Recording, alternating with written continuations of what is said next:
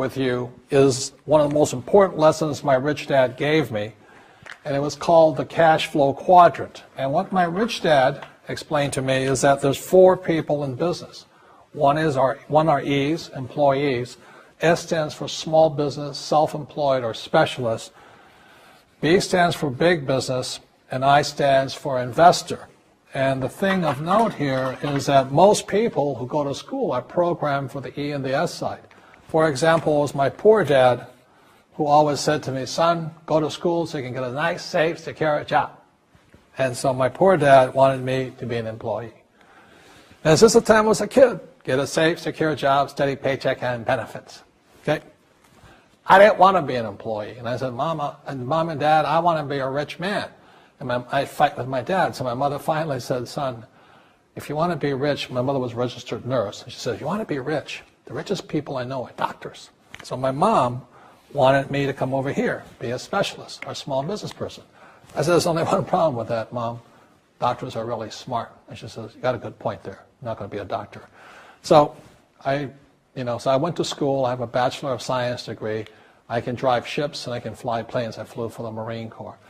But I've never used any of that education because I wanted to become a business owner. So it was my rich dad who basically said to me, become a business owner and learn to be a professional investor.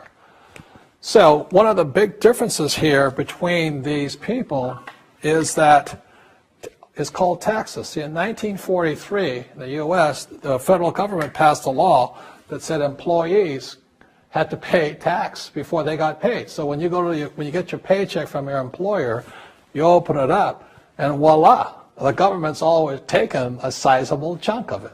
And the harder you work and the more money you make, the more money they take from you. So that's why it's not that good to be an employee, because you can never get ahead, because the more you work, more money you make, the greater they pay in taxes. Now, the doctors and lawyers and attorneys, accountants were all laughing, saying, oh, these guys, they're getting paying a lot of taxes. So naturally, the federal government changed the laws again. So in 1986 in the U.S., a thing called the 86 Tax Reform Act, and it basically took a lot of the benefits away from people who are self-employed, small business, doctors, and lawyers. So today in America, unfortunately, these guys pay the highest percentage in taxes. It is tragic. And a lot of people think they're investors, but what they're really doing is they're just giving their money to people like mutual funds, companies, and all that. So they're investing, but they're not really investors. See, the big tax breaks are on this side. The laws are pretty tight here, but this area is very, very gray. So by being a business owner on the right-hand side of the quadrant, you can make a lot more money and pay a smaller percentage of taxes legally. And the key word is legally. In the investor quadrant, it is possible to make millions of dollars and pay 0% taxes legally. But you've got to know the difference. So one of the beauties of business for the 21st century is it allows people to make the transition from the E and the S side to the B side especially. And so you can become a big business owner. And the difference between an S and a B, small business and big business, is most of these guys can't quit working. Most small business owners, if they stop working for more than a month, the business collapses. They don't really have a business. Most of these people own a job. So the beauty of business for the 21st century, it allows these people to make the transition to the B side so that you don't have to keep working hard for money, and the money can actually come in passively. Then once you have your business up and running, then I always recommend you then begin investing with your excess cash, paying less and less in taxes. And that's the reason the rich are getting richer.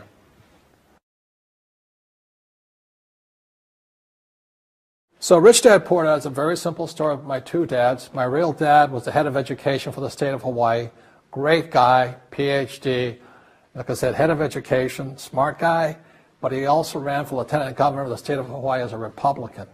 Unfortunately, he lost, and he ultimately died poor, so that's why I call him my poor dad. My rich dad, on the other hand, didn't finish school, but he ultimately became one of the richest men in Hawaii.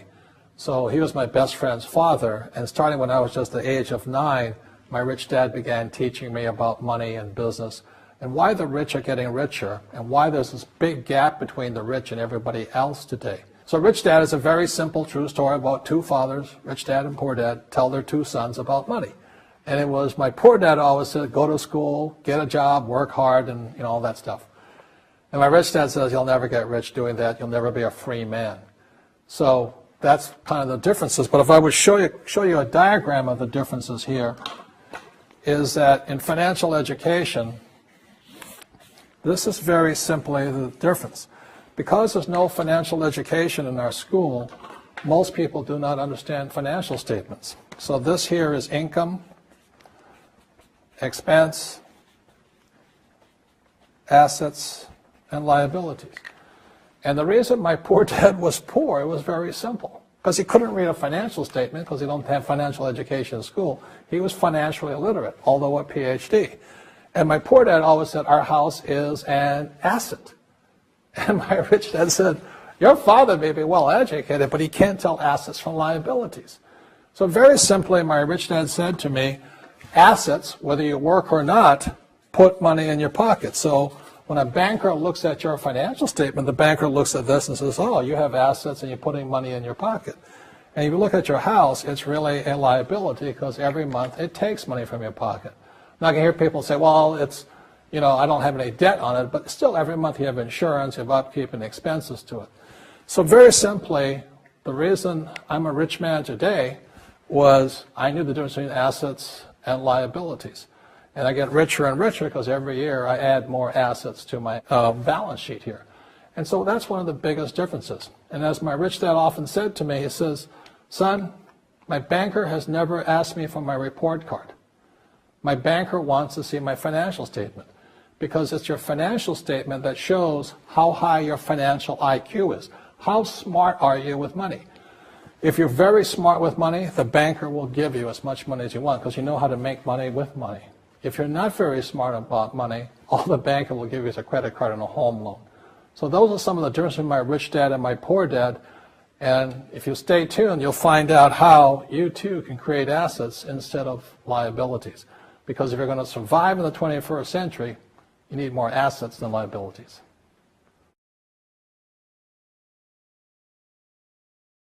As an entrepreneur, I have built many businesses from scratch.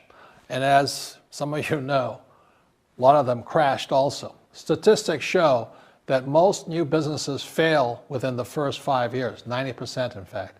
And of the 10% that survive, the remaining 10% crash in the second 5 years. So in other words, most are gone in 10 years. So I've looked at many different models, and one that stands out for me is network marketing. And the reason for that, it takes very little upfront cash. It has low overhead. You can do it part-time. It means keep your daytime job, but do this part-time. And once the business is up and running, it can generate enough income so that you can move from the left side to the right side of the quadrant. So let me tell you about my introduction to network marketing because I had a very closed mind to it. Since I can build my own businesses, I said, why do I need a network marketing business? But about 15 years ago, I have a good friend, his name is Bill, and this guy is the best real estate investor I know. He has tons of assets in here. So I said, Bill, why did you start a network marketing business? And his answer was very simple. He says, it's my way of helping people.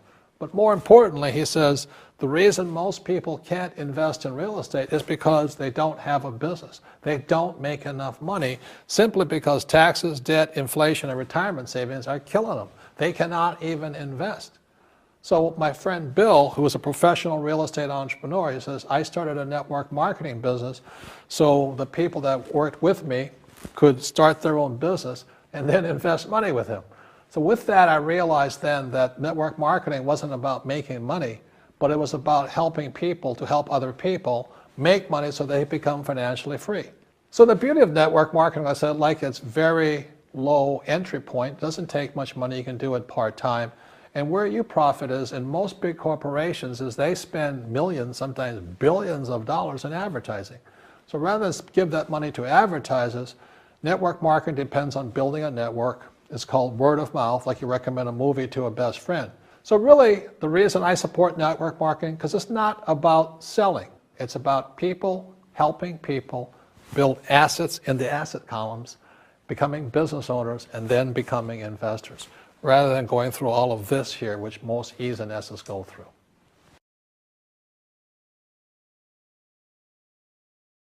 As you know, with this financial crisis, it is the E's and S's who are getting crushed. These people are competing with people in China and India for jobs, or Eastern Europe and things like this. So the idea of working hard to make more money is absolutely ridiculous. Plus taxes are just nailing these guys, plus inflation. So the business for the 21st century is designed to take people from this side to this side. Let me explain some of the differences between small business owners and these guys. These guys here work for money. They work hard, they make more money, they get taxed. And the difference between the B quadrant people and I quadrant people is they build assets. So, rule number one is entrepreneurs make things happen, but they make different things happen. Instead of working for money, they work hard to build assets.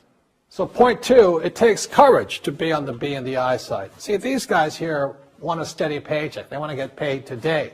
But the big difference and why it takes courage is these guys, it takes time to build an asset.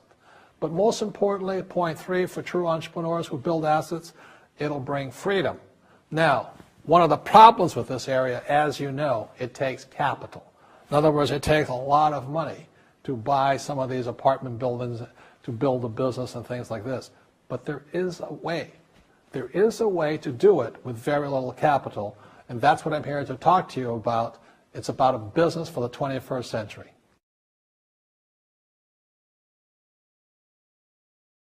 In this segment, I want to talk to young people, people who have not yet decided what they're going to do for the rest of their lives.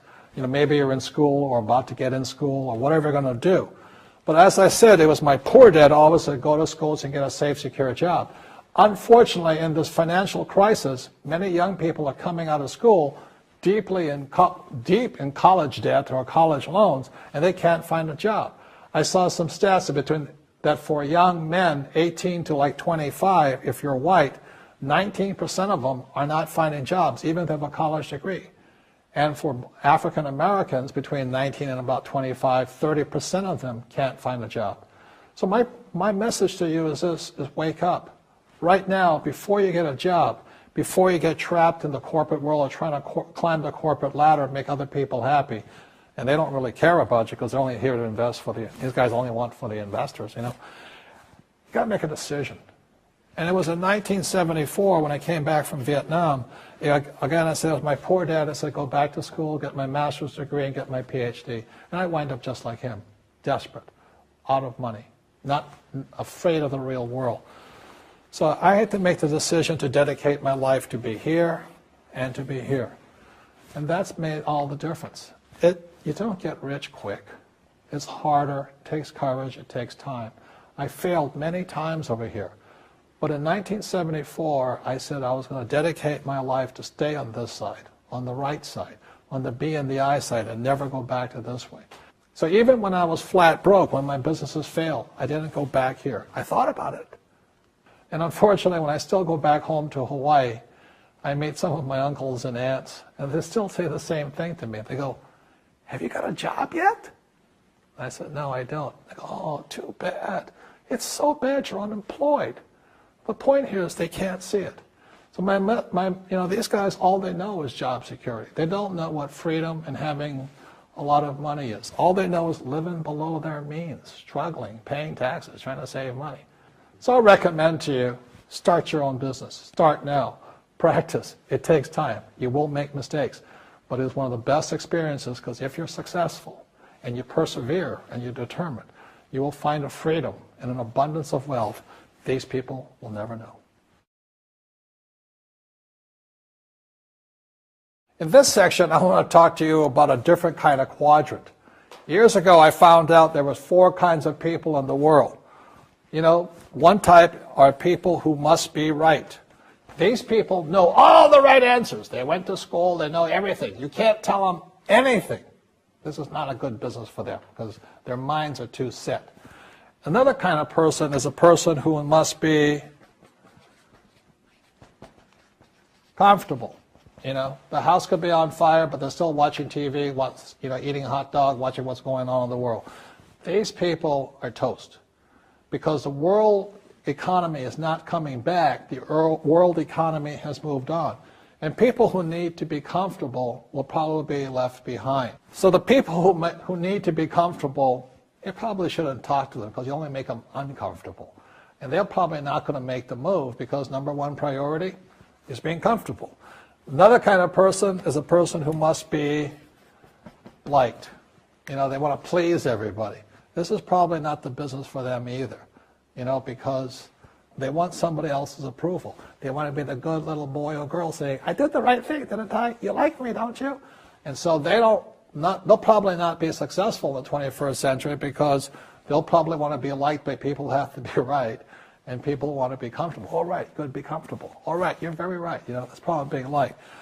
But the business for the people of the 21st century are people who must win.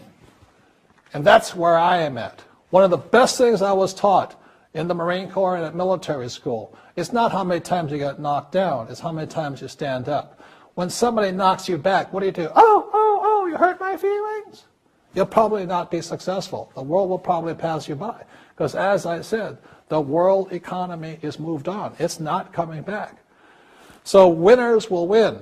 But winning takes sacrifice. Success takes sacrifice. And these are the people who will do best in business of the 21st century.